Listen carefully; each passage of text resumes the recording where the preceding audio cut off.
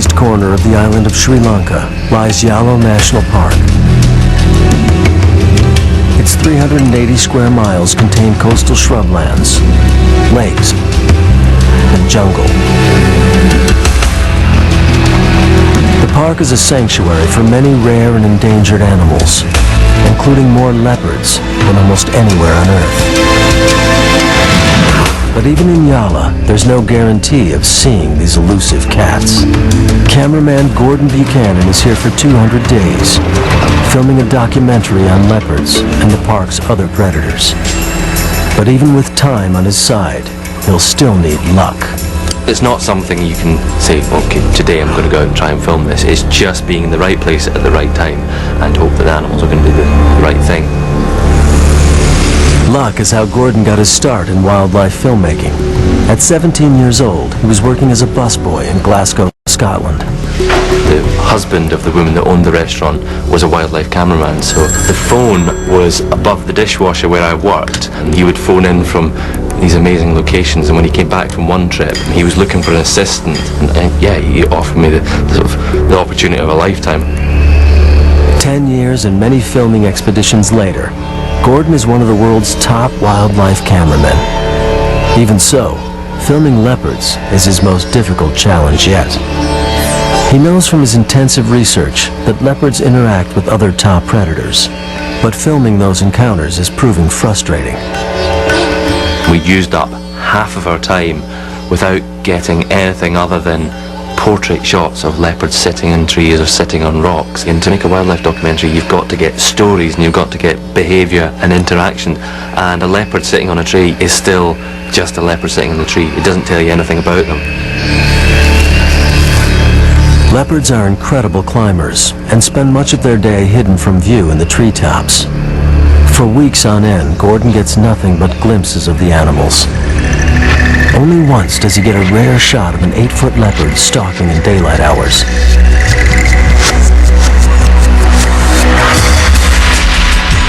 Seeing a leopard out in the open reminds Gordon what formidable animals they are. But leopards aren't his only worry. Their kills attract other predators. Gordon's also hoping to film crocodiles and the most feared animal in Yala, the sloth bear.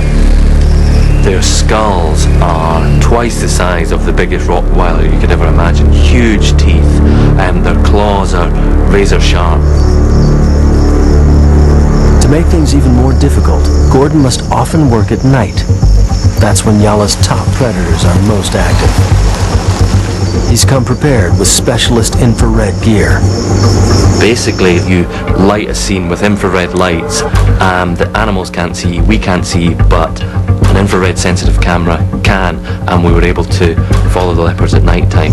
Night after night, Gordon stakes out leopard kills. He's far enough away not to alarm the animals, close enough to capture some amazing interactions.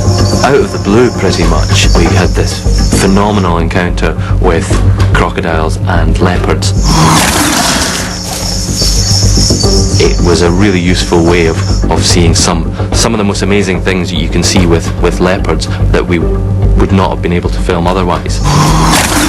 Despite this fantastic highlight, Gordon still doesn't have enough material to make the film he wants. But when you're filming wildlife, each day brings something new. The one thing that I had wanted to get all along was an interaction between leopards and sloth bears, because we had heard that sloth bears do come on to leopard kills and try and steal them off them. At 310 pounds, a mature sloth bear weighs twice as much as a leopard. But it's those 3-inch claws that make the bear so dangerous. They're designed for climbing trees and digging up grubs. But with the full weight of a bear behind them, the claws can also inflict a fatal wound.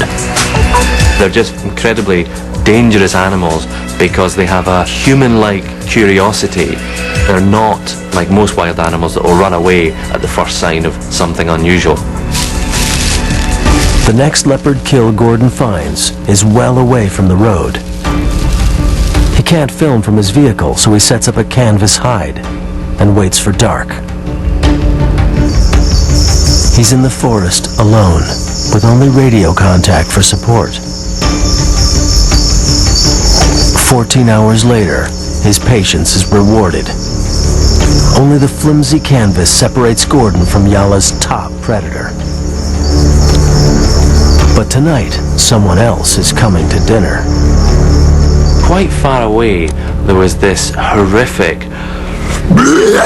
it's the most... that's a really bad imitation, but sloth bears make the most horrendous noise. It's a scream and a growl and a snarl and a shriek all in one go. Gordon's heart is pumping. This is what he's come to film, but he knows he's in danger. The sloth bear got closer and closer to the carcass, and the leopard just made this dash at the sloth bear and swatted it. Gordon is the first person ever to film an interaction between a leopard and a sloth bear. But things are about to go very wrong. Soon after, I could hear this walking round the back of my hide. I just sort of heard this snuffling.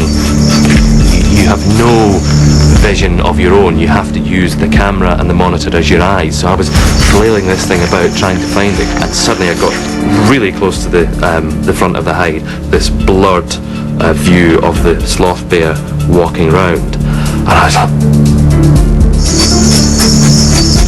I was really scared. I had a flashlight with me, and I started flashing at it to startle it. Didn't make the slightest bit of difference, and it just kept on pushing in. I just sort of panicked and started hitting the side of the hide, and it was enough to give the sloth bear a fright, and it backed off. I got straight on the radio and I said, "Come and get me," and then I said, "Make as much noise as possible." When the guides arrive, they bang tin cans to keep the bear away.